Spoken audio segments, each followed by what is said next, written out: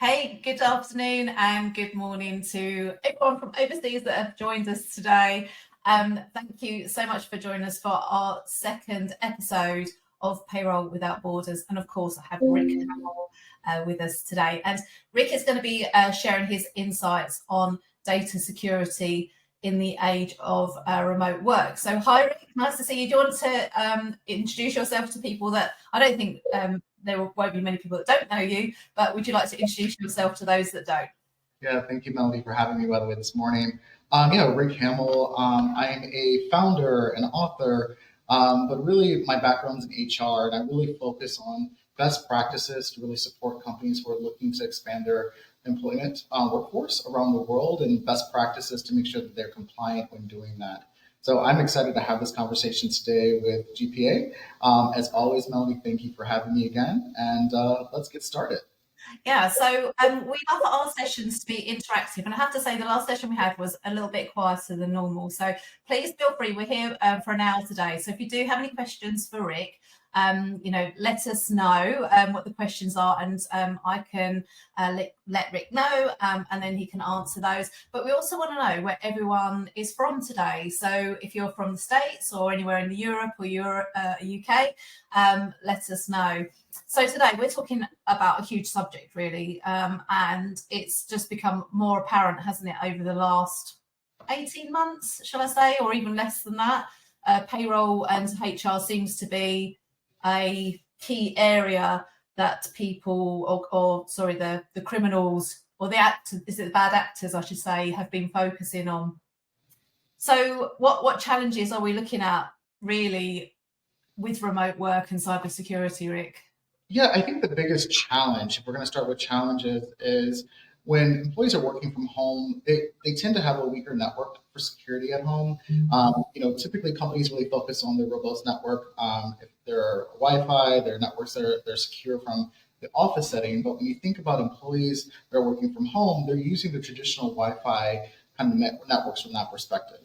Another one that you can really think about is the kind of managing remote devices. So having to access remote devices versus walking over to your IT department that you did prior to COVID. You've seen a big increase, Melanie, in emails where you're getting some type of cyber attacks, where they're saying this is Rick Hammell asking you to go buy a couple gift cards. We've seen that quite often where employees, because they're working remotely, they're getting different types of form of communication. That can be typically through a Teams, that can be through or Zoom or a Slack, but they're also getting emails and text messages now. Those criminals out there have gotten a lot more tech savvy, and so employees are getting these messages and they're assuming that they're managers because they're not always getting those contacts through a text message or through emails. And typically people only see their names, right? They don't actually look deeper into those emails. So it's really important that there's policies and understanding what that looks like. I'll give an example of something I recently had with another client. The employee received an email from their quote unquote manager, and that manager asked them to go buy gift cards and then send them to a key location. Well, the employee saw the email. It just had the manager's name on it, and they were trying to be a good employee, and they went out and bought those gift cards. But when they tried to reach out to that manager through Teams, they had a situation where they're like, the manager said, "I have no idea what you're talking about." So the employee went out of their own pocket, bought this, was expecting to get reimbursed by the company, and realized that was not the actual manager doing that. So one thing we had recommended with our particular client was that they actually put a policy in place and says that one, managers will never ask this of any employees, but two, if there's any type of financial requirement, it will come through a verification process. If it's an email that comes, the verification needs to go through someone in finance and through a Teams message as well to ensure that they're verifying that information is correct. But you've seen a lot of that come up recently. Regulatory compliance has also been a big thing that's come up, Melanie. With employees working everywhere, and in some cases not informing their managers where they are working, there are certain things that have come up like GDPR, data privacy compliance, and where the employees are actually pulling and viewing data in that particular location. Now, this is really important when you think about from a payroll perspective, because payroll data is considered PI. And if you're in a particular country that has strict requirements regarding its citizens' data, and you're pulling that data and housing that in certain locations, it's really important that you really understand what kind of risk your business could be in when you have employees that are in different locations that you're aware of, and how they're housing and saving that data. And that actually gets back into managing remote devices as well, because where that information sits on the device, what can happen. We've also seen a spike in risk with employees who may not work from home all the time. They may work at cafes, or they may work from an airport, or they may work from different locations that are necessarily not their house or an office. And in those situations, we find that there's been situations where an employee may have lost their laptop, or the laptop was stolen. And what an organization can do to quickly be able to wipe that laptop and secure that data that's maybe sitting on there. So that remote component has created more risk for businesses, but it also, on the flip side of that, has had some benefits as well. Some of those benefits are more flexibility for employees and employers. You've also seen more cost savings from like office cost, et cetera. And those investments that they had into infrastructure like office settings, they've been able to invest those dollars into better technology that allows them to create a safer work environment and data protection rules within their companies.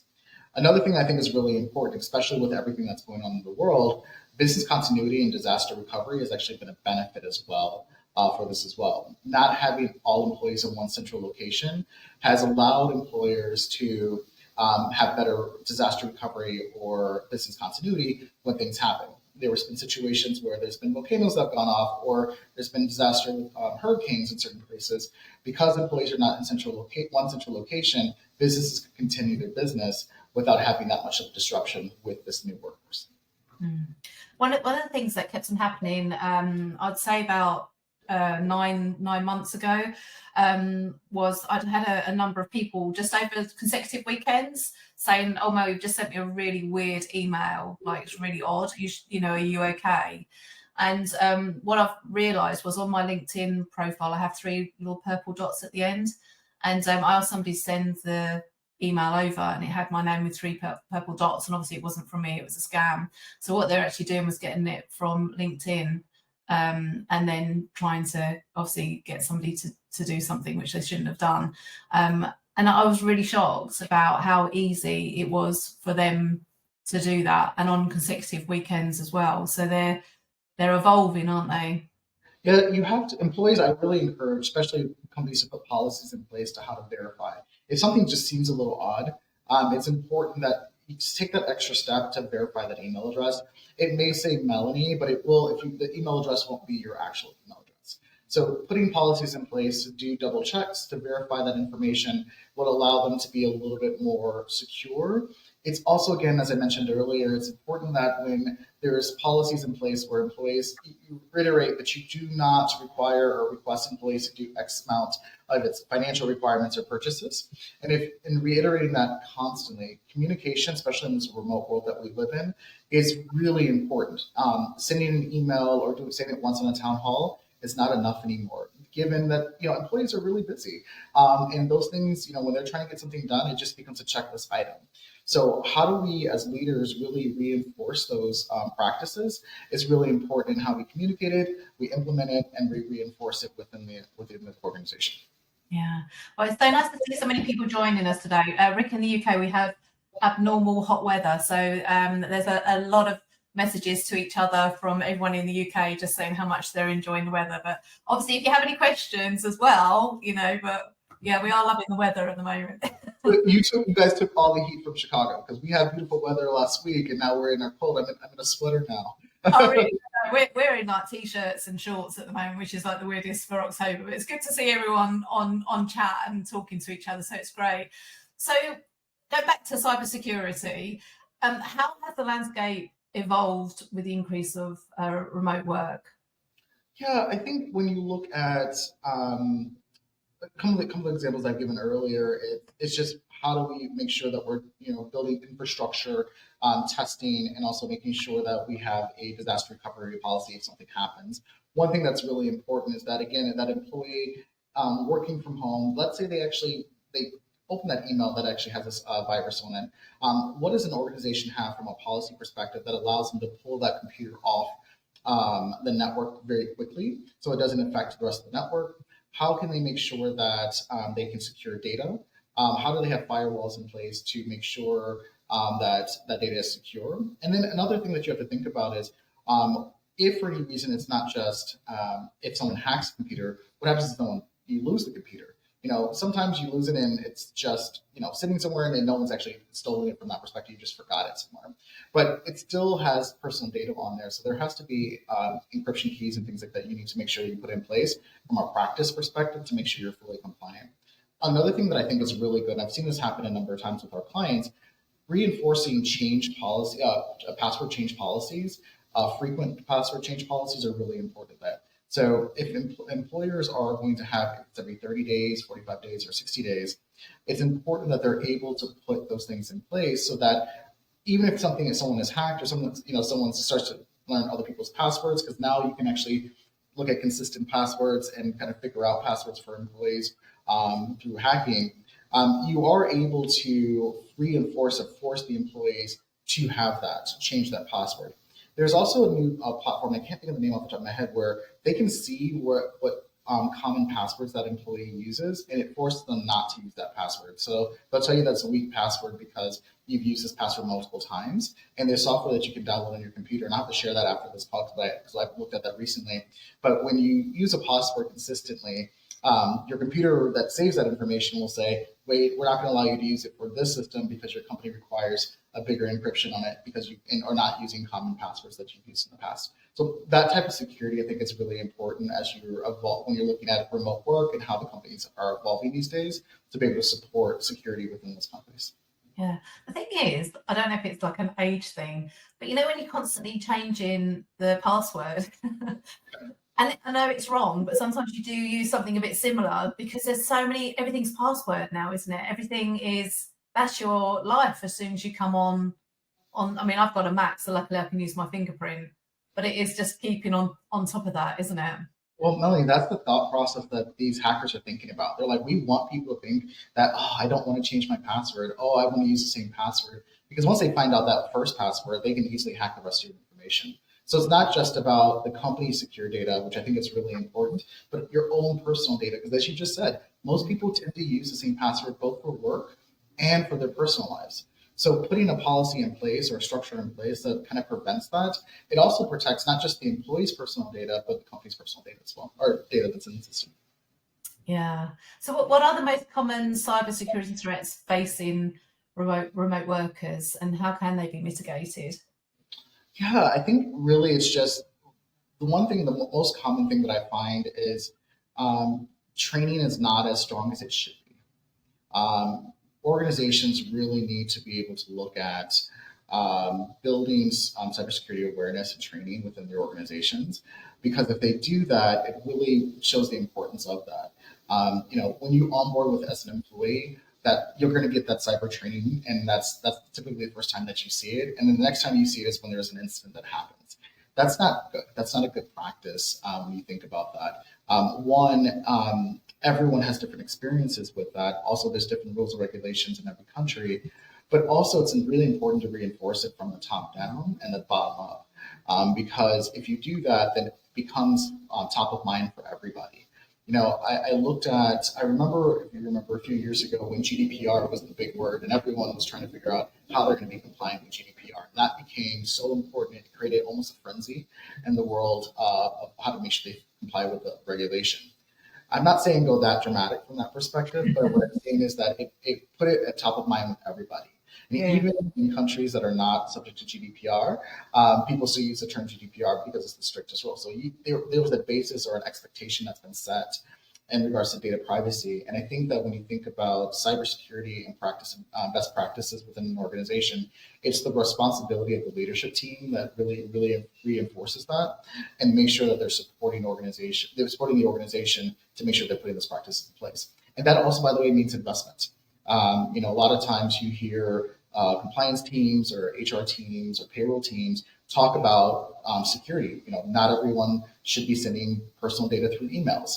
And in some cases, they need to look at even stricter ways to do that. Just putting encrypt on an Outlook doesn't necessarily set the best practice, right? What investment can organizations do to support that? I think is really important. And we're finding that with that, when you hear it from the leadership team, when you're hearing it from, and you're constantly doing that training, we're seeing more and more businesses invest. But if they're not hearing it, they're not going to take that as a requirement or make it a priority within the business. So making sure we hear that quite often. Yeah, so we've got a couple of questions. Thank you so much for asking the questions. So I'm going to use my little fancy thing on my screen. So Madeline, thank you. Hi Rick, how are businesses using AI to auto backup employees' data should in case laptops, phones are stolen? What are the remedial actions timeline implemented in your space? Any recommendations? Yeah, I think the best practice is that AI is the new it word that we're all seeing these days. There are policies and technology that allows you to put a standard backup and process in place. The best backup I do on what I recommend, what I've done for my businesses, has been every 24 hours backup, because something could happen the next day. We want to make sure that we don't have more than 24 hours of information given our industry of what we do, and also the data that we support for our clients. There are quite a number of technologies and softwares that I can actually recommend to use. And Melanie, we can connect after this call. So I definitely would love to give you a couple that I've worked with in the past. Not endorsing them, but I will say that they work really well, and I can definitely support that. When it comes to laptops, it's a lot easier to really to put process and procedures in place. How information is stored on a laptop, I highly recommend not storing actual data on a laptop, but storing it in a SharePoint that's tied to the organization, so that they can pull that. So if the laptop is stolen, they can cut that access directly from that laptop. Phones are a little bit harder depending on your overall company policy.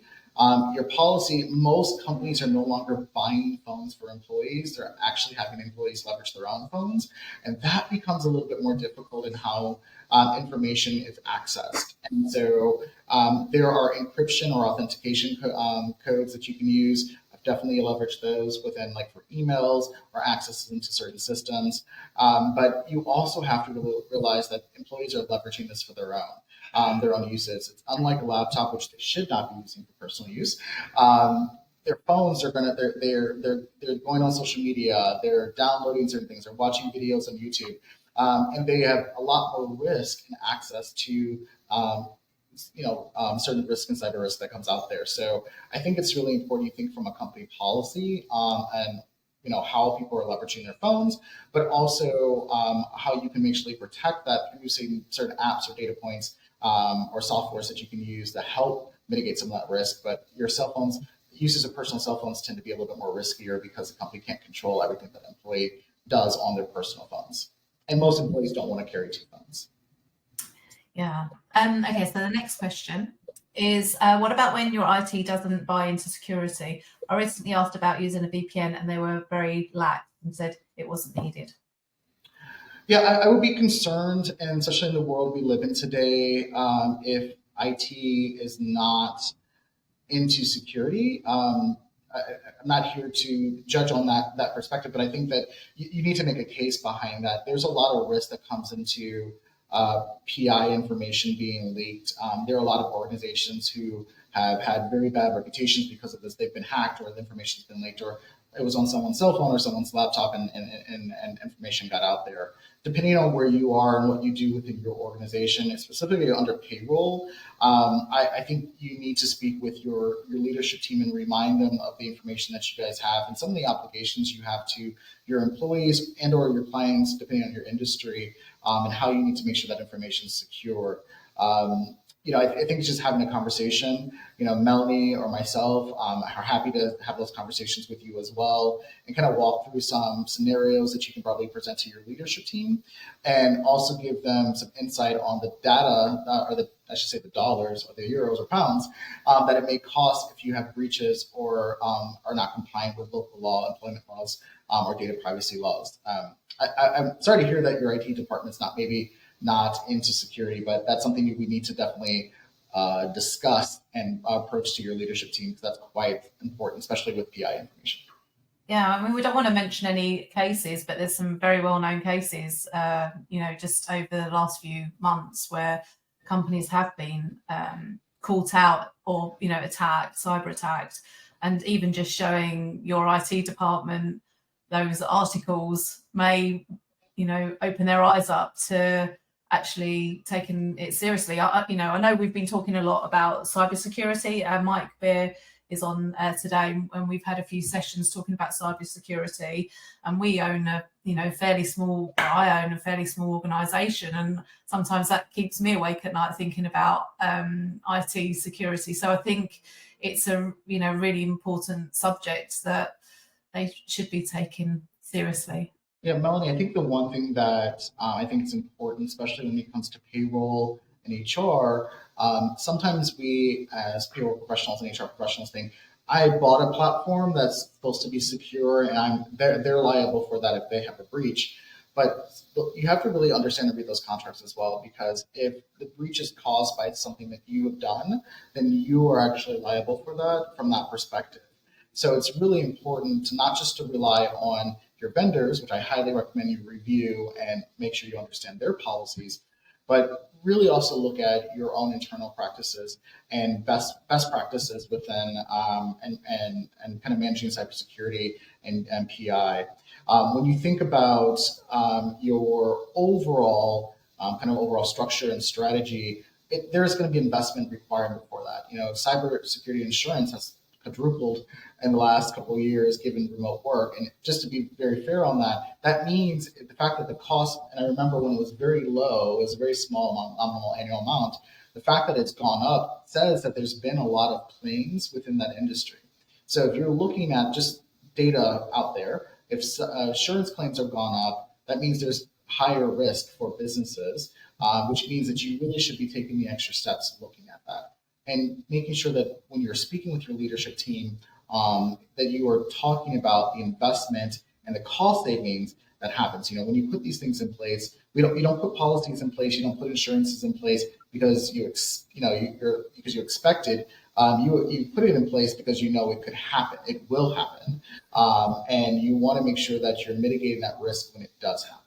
Yeah, I was speaking to our insurance company. Again, the whole thing of cybersecurity. And I don't know if this is showing my age, Rick, but she was talking about, like, in the old days, it would be insurance claims about offices being broken into. It's a really big insurance company I was talking to. And she said that was the thing, a few years ago, it'd be, my office was broken into, my computer's been stolen, etc., etc. So if we don't hit any of that now, it is literally all about cybersecurity and people being hit that way. So that's reality. That is a reality. So it's a really good point that you made there, Rick. Yeah, I think when you think about remote work, there are many even. I've owned companies where I've had a lot of remote employees, and in some cases you never meet them, which means that the employee doesn't know who you are, what your tone is, what you typically require, and many employees want to please to make sure something gets done. So if I send an email to an employee, and I put that in quotation marks, send an email to an employee, then that employee is going to say, I'm going to do whatever it takes to be able to support my leader who's asked this question. And sometimes they don't think about it from that perspective. They go, oh, my CEO or my leader has now asked this, I need to take care of this. And that's why I said those policies are so important, that education is so important, and those constant communication sessions are really important in making sure they understand that that's not a policy. One, it also helps prevent any fraud like that happening, but also any internally possibly happening as well. So it's a really good mitigation tool where it's a multiple prong approach and multiple verification approach where employees get that information. But those emails, they come constantly. And I've had to reinforce in previous organizations, hey, I would never send that, and triple check before you do something. And you would see at one point they were coming quite often. And then also making sure they understand to block those and make sure IT understands those are blocked emails so that they don't keep coming to the organization. But making sure they know what those policies are, why you have them. It's not just we told you not to do this. It's here's the reason, here's the policy, here's the reason why, and this is why we want to implement it and do it consistently and constantly. So I'm going to go on to that question actually. So what role does employee training play in maintaining good cybersecurity practices? Are there courses that people can go onto or employers can get their teams to take? Yeah, so there's definitely quite a few courses out there. I'll put a shout out to Coursera, who has quite a few of them, and I'm quite impressed with them. But there are many out there from many different locations, and they have policies that tie to certain regions. So if you're looking at best practices for cybersecurity protection in like China or versus in Europe versus in North America, there are ways that you can look at that from that perspective. But there are quite a few out there that really can really support employees. One thing I've done in the past was employees will get that type of training up front when they start. They'll get another course within 90 days, and then every 90 days they would actually have to take it again. And if they don't, it's something that their leadership team will be notified that they didn't take this course, and it's important that they execute on that. So constant training is really important. Now, not everyone is a sit in front of a computer and learn type of person. So you have to look at different methodologies and how to do that. Now, with a remote team or a global team, it's really important that you also look at courses that possibly can do it in multiple languages. Everyone, English is a business language, but it's typically someone's second, third, or fourth language. And so making sure they have an understanding of what you're trying to implement is really important. And I'm a big believer in localization. So making sure employees really understand the compliance complexity in their local language is important. So you can find certain courses that can do it in many languages, typically your top 10, 15 languages, they can be able to support, but it's really important to look at that, not only supporting them in English, but also in their local language to make sure you're all on the same page. Yeah, I know there's some of the courses that they send out like fake emails, and I would always dread to be that person that clicked onto the email, with the link, just because then they highlight that you potentially clicked on a spam link, just to highlight who may do that. So I'm always careful whenever I get an email now. But Michael has, let me just see if I can show. He just said communication is really important. So he does agree, and communication is key, isn't it? Yeah, I think that when they've gotten so smart, Melanie, that I've seen spam emails that are from DocuSign. That what? Sorry. I've seen spam emails that were from quote unquote DocuSign. So it comes in, it looks like you're going to sign a document, and you just click the document to open it. But once you click that document, it actually is spam. So it's important that one thing that I like to train with my staff is that actually looking at the email address. Yeah. If it doesn't look legit, don't click. That's what I say. And it's really important. And you can send it directly to your IT team. Your IT team should have an infrastructure where they should be able to verify that email in a secure way to make sure that it's not spam. But we had a help email address where we would forward that help over to validate that. The type of business that I operate in is global payroll and employee information and HR services. And so because I'm in that industry, we can't afford to not be, take those extra steps to make sure that we're securing data. And so it's really important, especially with everyone on this call that are within that industry as well. Remember, if you take that risk and don't verify, you will then open yourself up for all employee data being pulled. And that's not what we want to do. We want to make sure we have a secure process behind it. Yeah, I think it's just really easy. We had somebody start with us at the beginning of the year, and on their first day, they copied and did a screenshot of an email they'd received from me, but it wasn't from me, because when you clicked on the actual Melanie Pizzi, it had blah blah blah at googlemail.com. It's just amazingly easy, isn't it? So how can companies balance the need for security with the need of employee productivity in a remote working setting? Yeah, so I think there's the question it comes into. It gets back into you don't want to create a handmaid tale kind of environment. You don't want to create where it's overly strict. But you also want to create a sense of, and what's what I'm looking for, investment or employees want to be part of that. I can't think of the word right now, but you want employees to be part of it. They want to see the understand, again, getting back to the why. They need to understand the why. So putting policies in place, reminding them of the policies, making sure that employees feel comfortable to report things as well. So creating a very safe environment, I think it's really important from that perspective, Melanie. But really taking the time to get buy-in from employees, get buy-in for the process and procedures, and at the same time, making sure that they understand this is part of our culture within our organization. But you don't want to create an environment with employees that they feel like they can get in trouble. You want to make sure that they feel comfortable, and you want to make sure that the policies are overly communicative from that perspective. So I don't know if you're going to answer this one, Eric, but I'm going to show it. So it's from Madeline again. Is there software that can pre-detect if a link or attachment is spam and would compromise a computer or system? So I'm not familiar if there is, but I can definitely ask my IT team if they are familiar with that. But a lot of the software that I use puts into certain fields. If they feel like it's going to be spam, it goes into a certain box. We validate it. We send it to our IT team, and our IT team is very quick and kind of validate that within 10 minutes that we know. But I don't think there's a platform, to my knowledge, that actually can look at a link and validate if it's spam. There are detections in Outlook and Google that says they think it's spam. It's a filter that they have, but I don't think there's actual platform that actually does that directly that you can download. But I will ask when we connect after the call. I'll make sure I get an answer to you as soon as possible. So I always say now it's more about when rather than if. I think that's the best way to think of it. I mean, obviously, fingers crossed you don't want that to happen, but I think you need to be prepared. What are the critical steps in incident response for a cyber attack or incident affecting remote workers? What do we do?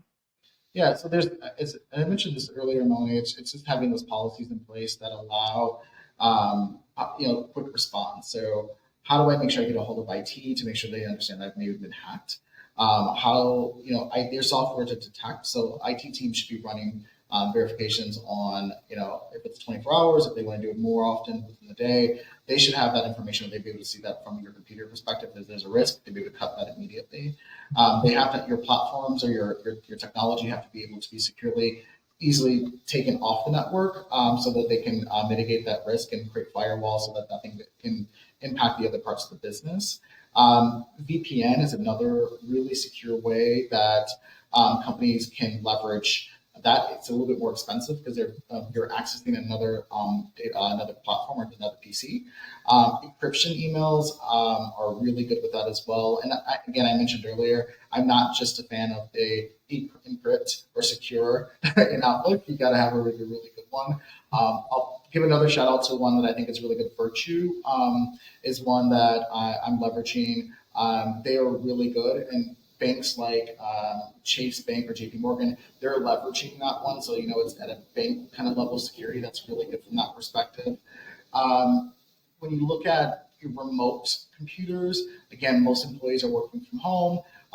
Putting standards in place, and some of that may be if you're going to work from home, you need to have this level of Wi-Fi service, and then the company has to invest and support that. If there's an upgrade, they can pay the difference of that to support that process. That becomes an investment from a business perspective.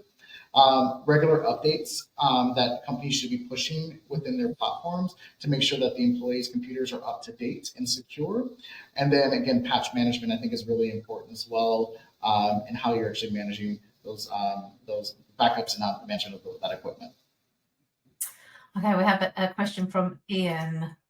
How important do you feel it is that backups are on different servers when it comes to being hacked? I think it's important. And Ian, that's a really good question.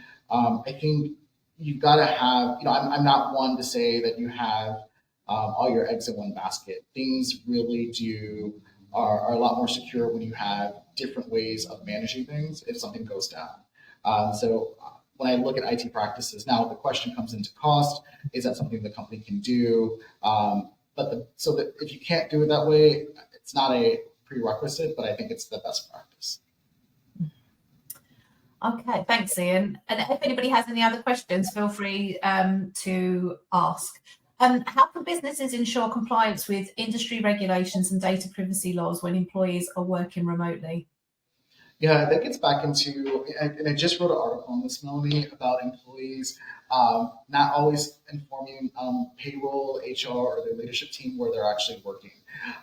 It's really important for open communication. I think that's number one. Where somebody's working, what rules and regulations they're subject to based on that. I had a client had recently found out that one of their employees was not in China anymore, was actually in Singapore. And they were not following the compliant requirements because that employee was still accessing information from China. And they were trying to figure out how to comply with the regulatory laws from that perspective. So I think it's really important. One, communication is key. But two, that gets back into training. If someone doesn't have a data privacy officer or leader within the organization, partnering with their law firm to really give them up-to-date information on regulatory practices and making sure they're implementing that when they go into new countries. One thing that I love to do in partnering with our clients is if a client's going to a new country with us, we look down for them, like what countries are you in, what are the data privacy rules and regulations that you need to be aware of, how information needs to be stored, and then we build that process for them within our systems, and we allow them to make sure they're compliant from that perspective. So where their data is standing, how they're accessing data, who has access to the data, if they've got sub-users within our technology, how are they making sure that they're mitigating that risk from that perspective? So education gets back into that. But the most important thing is making sure that you're constantly getting updated. If that's partnering with the right law firm, partnering with the right providers out there to get that information to keep you fully compliant. And continuously reviewing as well. So when you've got somebody, just make sure that you continuously review. It still amazes me. That was one of the biggest things, weird, little things tickle me. I don't know why it tickles me, but like the weirdest thing that came out of COVID was that people just weren't being honest about where they're working. But again, it's still carrying on. I mean, that's the thing with remote working, isn't it? You may not think, okay, just moving to a different country makes any difference. Like you may not think of that because that's not your job as such. Or you just don't tell your employer that you've moved, and it just amazes me how people do that. I think that what you probably hear is basic communication is really important, right? Yeah. So you have a communication process, but that not informing your leadership team where you're working can also be a hindrance from an employee perspective as well. When you're in a country for a certain amount of time, you become tax eligible from that perspective. You may also have you may overstay visas if you're not aware of timelines from that perspective or allowances from that perspective. You may, depending on the country, I'll give the U.S. as an example. The U.S. is a tax everywhere, so anywhere you live, you still have to pay taxes in the U.S. and report that. So if you're collecting taxes in the U.S. and then paying taxes in a different country, even if it's personally directly versus paying it through your employer, those are things that can be impactful to an employee from that perspective. And then getting back to data privacy rules, regulations, how your information is stored, where you're based or where information is being stored can also be impactful to the employee directly. So it's not, I think sometimes they're, they said I can work anywhere. I'm not going to tell them I'm in X country. I think it's quite important for employees to communicate that, one, from a mitigation perspective, a tax perspective, but also I just had this with another client. I have all these examples. We had a client where the employee didn't say that they were working in a different country. That employee got injured in that country. Oh, wow. And so the employee was looking to claim for workers' compensation. And then it was during an investigation, found that the employee was not in the U.S. They were actually in a foreign country. So they were not eligible for workers' compensation benefits. And because the employee didn't communicate that, they were also later terminated from that perspective. They gave them an employer an ability to terminate them because they weren't truthful, and then also from that particular claim. So it really didn't work out from the employee perspective.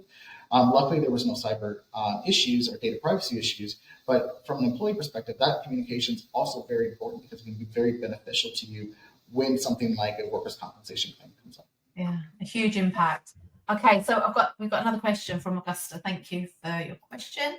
How does the adoption of cloud-based services impact the cybersecurity posture of organizations with remote workforces? That's a great question, Augusta. And I think really the biggest one, it's going to give you a lot more flexibility and a lot more, and put you a lot more compliance. A lot of the cloud systems out here are subject to data privacy rules and regulations in every country that they operate in and they can protect. So it gives you a lot more security. It allows you to make sure you're putting data where it needs to be. And also it allows you to have a lot more security. So for example, within a couple of the investment companies that I own, we have multiple servers, everything is cloud-based. And it allows us to fully be compliant in what we're doing in those particular countries, and where we actually have headcount to support our business. So it's a really good idea to look at it from that perspective. It allows you a lot more flexibility and a lot more ability to be more compliant with the rules and regulations of these countries. That was almost like the same as the question I was going to ask Augusta. So it's almost like you were psychic and you knew what I was going to ask Rick next. So what tools and technologies can enhance remote work collaboration while maintaining security and privacy? Yeah, there are quite a few out there. So when we look at encryption kind of communication tools, so like Zoom with an encryption, they have encryption database with that as well. They can look at document sharing platforms like SharePoint, OneDrive, Google, and then you also look at email security or encryptions like Virtue, as I mentioned earlier. There's quite a few out there. Virtue is probably the one I like the most, but there's quite a few out there. It really needs to be based on what your business needs. You can go very secure. I like to be more conservative in when I think about cybersecurity. But there's things that will work for your business and your business size and your price point and your budget. There's quite a few out there that you can find relatively easily. Some of the ones I just mentioned, again, are the ones that are commonly used, like a SharePoint or a OneDrive, depending on kind of the softwares that you use for work. Okay, so we're coming to an end. So if anybody has any questions, please ask Rick before we leave. And we literally just had one. Okay, so let's see what this is. Health insurance may also be void if they're working in a different country than where the insurance is set up. Lisa, that is 100% correct. So it's interesting that when employees tend to move to different locations, and I'm not just talking about the actual insurance from the carrier perspective, but it also could be their rights under, like a HIPAA or a data privacy as well. Insurance is really important because when you establish an employee on an insurance plan, one of the first things you indicate is where they work and where they live. And so not having that, or an employee not being completely truthful in that, does actually impact their ability to file a claim, because the risk of where they're located is how they are underwritten. So it's quite important. Now, there are a number of carriers out there like Bupa, like Bupa Global, that will allow them to have service around the world. But again, they need to have a basis of where that employee is based at. And they need to be informed when that employee does change. But if you're going to have nomad employees, I would like to say, you may want to look at a coverage like a global coverage. Bupa, Cigna actually does that and does it as well, that allows them to travel and still have some coverage, but as long as they're only traveling for a certain amount of time from that perspective. Yeah. So as we're coming to an end, is there anything that I've missed, Rick, that we should be discussing? Or is it really people, the audience or payroll leaders need to think of be prepared rather than if? Yeah, I think it's always be proactive here. When you think about it, it's not if it's going to happen, it's when it's going to happen. These things happen. There's even the biggest companies with the biggest IT infrastructure have breaches, and they have those things come up. And as we mentioned earlier, these hackers out here are becoming very smart in how I say very smart and tricky in how they actually are starting to gather this data. So that communication, that training is going to be very important. As HR professionals, I 150% believe that HR needs to sit at the table. They need to have a voice. Payroll needs to have a voice. And working with IT and the leadership team to make sure they're building this infrastructure. And also, I can't stress enough, it's very important that you are working with your partners out there. understanding how your data is being secured is very important in their technology too. Because again, your responsibility is to your employees and to your organization. So if you are partnering with a vendor that may not have certain policies and procedures or certain infrastructure or technology, that puts your business at risk as well. So it's important that you validate that through any partner that you're working with. You also put the infrastructure in place as a secondary for your and for internal uses. But it's really important. I can't stress enough. This is not a if it's going to happen. This, you get insurance because you know it could happen. This could happen, and you want to make sure that you're building the right infrastructure to support and protect your business. Well, we've actually developed with Mike, who's on today and commented, we have developed a toolkit which hopefully will be ready in a couple of weeks, just helping people through that process of being prepared and being ready for it. So once that's ready or published, we'll let everyone know.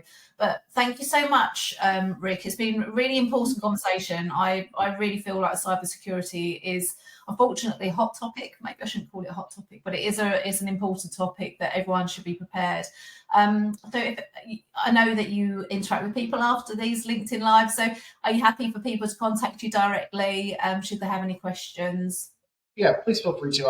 My Achilles heel, and Melanie, that's about me, is I love to help people. I love to help people kind of build their infrastructure. I've started so many different businesses. I've operated in 160 plus countries, and this has been a passion of mine, and really simplifying the ability to expand globally and to manage your business. And so, if you guys have questions or you want to reach out, feel free to connect with me on LinkedIn. Happy to answer questions. Schedule a couple calls. There's no charge for that. It's my thing. It's what I love to do. It's really to help people and make sure you're set up for success. Yeah. So the person that added the comment to get support, to approach their IT department, we're here. So contact us should you wish a bit of support on that side. So thank you for your lovely comments. It's been really great for you to get involved. I know Rick is brilliant answering. He's never afraid to answer any question, which is why I always love doing these sessions with Rick. So we've got another one in November. I feel like it's going to be the 7th of November, but we'll let you guys know. And we look forward to seeing you all then. So enjoy the weather for all those of you that are in the UK, and we'll see you in a few weeks. It was a pleasure. Thank you, Melanie. Thanks.